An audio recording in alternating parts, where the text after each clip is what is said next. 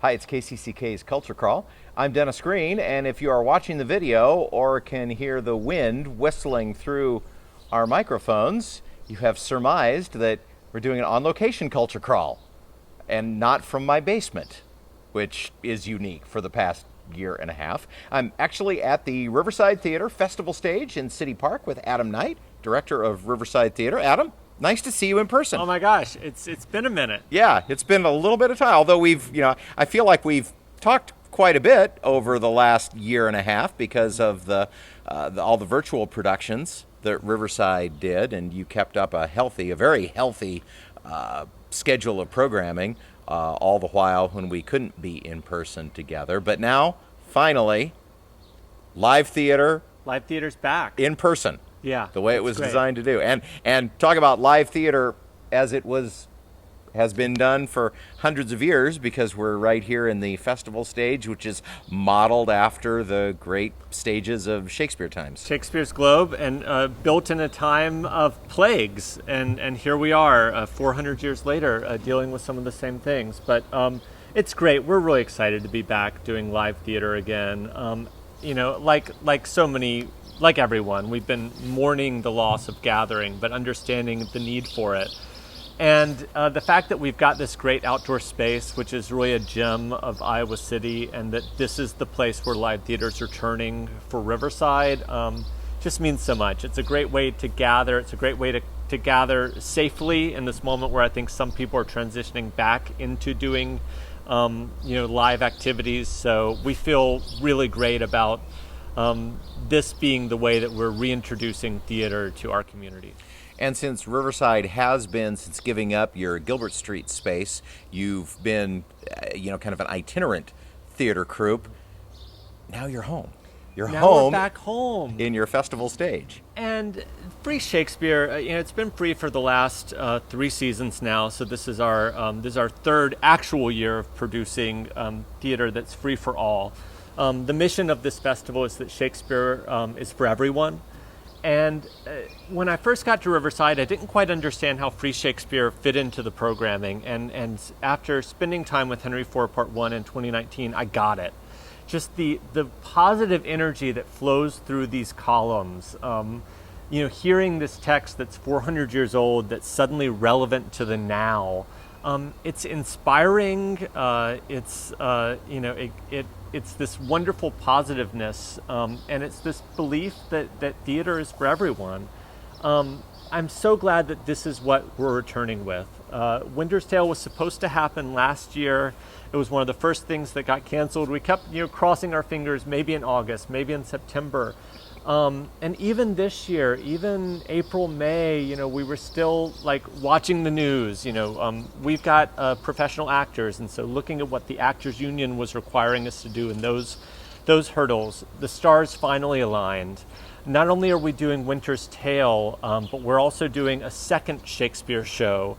For the first time in several years, 2 Shakespeare shows are going to be on the festival stage this summer. Winter's Tale in July and Comedy of Errors in August.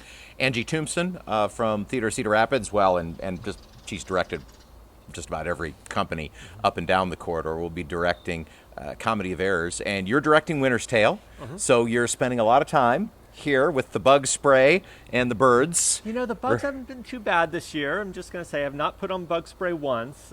There's a lot of birds, and it's wonderful. There's something doing Shakespeare outside. It harkens back to what Shakespeare was doing. When they talk about the sky, they were in it. When they're talking about the wind and the birds or the fish, there's a lake over there. There's birds in the rafters. It's a wonderful experience. It connects us back to a way of doing theater that isn't done much anymore. It connects us back to the text, and for even though we are an all-vaccinated company, it's a way to have been rehearsing and doing this kind of work that requires a lot of closeness in a way that made us all feel safe. We've been following very strict protocols with Actors Equity Association as part of our rehearsal process, but we feel really safe and really good about, we're ready to share this with the community. Have you directed Winter's Tale before? I was the associate director on a production at the Folger Theater in D.C. in 2009. And that was a really important time for me. It was when I was starting to become more of a full-time director. So it's a play I've lived with for a long time. It's a play that feels very of the now. It's a play about a society that went through a traumatic event, and then how do you come back from that? What is needed to have rebirth? And this society, in this play, it takes 16 years, and the play you think it's going in a tragic direction, and then it goes in a comic direction. And the fact that the play can kind of wear those two masks so well is part of what makes it, I think some people call it a problem play, but also what makes it so joyful, because it's a play that really tries to encompass the totality of the human experience. So you've alluded a little bit to plot and thematic elements in the play, but for those of us who don't remember, sketch out the setting and the plot for us just a little bit. It's something of a fairy tale, isn't it? Once upon a time, there was a king of Sicilia named Leontes, and he was married to Hermione. And his best friend Polixenes, who's the king of Bohemia, comes for a visit. And then one day, Leontes becomes wildly jealous and thinks that Polixenes and Hermione have been romantically entwined. And that sets off an enormous cascade of jealous actions and revenge, and the kingdoms fall apart, and the kingdom of Sicily almost crumbles. And then something happens, and then a lost Leontes sends his infant daughter away, thinking it's not his, and then she is found and she's discovered, and then she grows into a young woman. And then in this promise of a new generation, these rifts of the past get healed. And I won't say exactly how everything gets healed, but I will say that this play has one of the most famous stage directions of all time, which is exit pursued by a bear. And we will have a bear on stage. Okay. That's worth the free ticket price right there. Exactly. Winter's Tale is the first of two free Shakespeare productions presented by Riverside Theater, and the return here to the festival stage, and opens when? Winter's Tale opens July 15th and runs through the 25th, Thursdays through Sundays. And Comedy of Errors runs August 13th through the 22nd. All right. And so free, first come, first serve, get here early. Exactly. Curtain starts at 7:30. For the Winter's Tale, we're going to have what's called the Green Show, which is kind of a fun, ribald introduction to Shakespeare that Chris Okishi is writing and directing. That'll start at 6:30. But Winter's Tale proper starts at 7:30 every one of those nights. No ticket required, no reservation required. First come, first serve. We've got a 470-seat house. Can people, if you fill up, I see green space around, are groundlings allowed? Groundlings are allowed. There's plenty of yard around, but generally it's not been a problem. It's a large house. We will have one section that is socially distant for those who wish to do so.